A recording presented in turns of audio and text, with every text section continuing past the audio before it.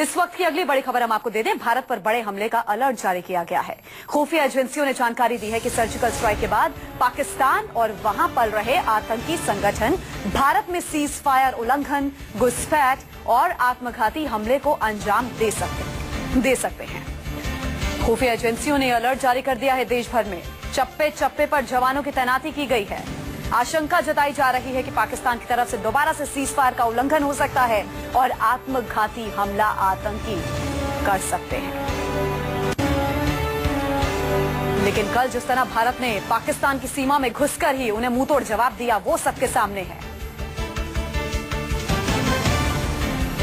भारत पर बड़े आतंकी हमले की आशंका। सर्जिकल स्ट्राइक के बाद तिलमिला गया पाकिस्तान और भारत में देश भर में जारी है। न्यूज रूम से प्रशांत हमारे साथ जुड़े हुए हैं। प्रशांत, आप क्या अपडेट दे सकते हैं? देश में अलर्ट जारी किया गया है। आशंका है कि सीज फायर का उल्लंघन पाकिस्तान दोबारा करेगा और आत्मघाती हमला भी आतंकी कर सकते हैं। प्रशांत, मेरी आवाज मिल रही है? जी जी। देखिए, खुफिया एजेंसी ने जो इंटरसेप्ट अभी किया है ताजा, उसके मुताबिक 2-3 बातों की आशंका बहुत ज्यादा दिखाई दे रही है। वो है सीज फायर वायलेशन पाकिस्तान की तरफ से, बड़ी संख्या में घुसपैठ, और तीसरी जो है कि फिदाइन अटैक ये कर सकते हैं। ये सब कुछ उस पृष्ठभूमि में हो रहा है कि सर्जिकल अटैक स्ट्राइक के पहले कुछ इस तरह की बातें पता चली थी कि कश्मीर के मसले पे जो पॉलिसी डिसीजन होगा वो राहिल शरीफ लेंगे, न कि नवाज शरीफ लेंगे। इस तरह की बातें भी सामने आई। तो उसको ध्यान में रखते हुए ये जितने भी रिटेलिएशन की कार्रवाई को ध्यान में रखते हुए तमाम बैठकें यहाँ पे हिंदुस्तान में, नई दिल्ली में चल रही हैं कि कुछ न कुछ होगा जरूर और उसको कैसे हम उसको काउंटर करेंगे।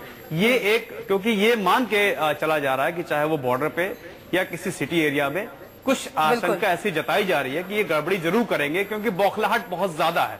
जाहिर है। प्रशांत, आपको यहाँ पर रोकना चाहेंगे। अमित कुमार भी दिल्ली से हमारे साथ जुड़े हैं, उनसे भी हम बातचीत कर लेते हैं।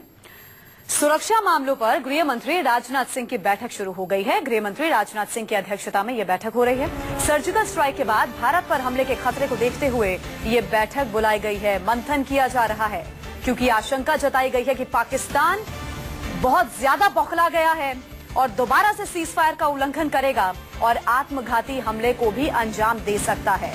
लेकिन हिंदुस्तान अलर्ट पर है। गृह मंत्री राजनाथ सिंह ने बैठक बुलाई है। तमाम बड़े उच्च अधिकारी इस बैठक में मौजूद हैं। दिल्ली से अमित कुमार मेरे संवाददाता मेरे साथ जुड़े हुए हैं। अमित, इस बैठक को लेकर क्या जानकारी? बैठक शुरू हो गई है। देखिए, बैठक में लगभग सारे अधिकारी पहुंच गए और कुछ अधिकारी को पहुंचना है। लेकिन सबसे बड़ी बात कि जो पिछले 24 से 48 घंटे के भीतर जो घटना घटी है, खास करके सर्जिकल अटैक के बाद, कल मैं एक चीज और बता दूं, कल देर रात तक जो डिफेंस मिनिस्ट्री है वहां पर खुद रक्षा मंत्री मौजूद थे।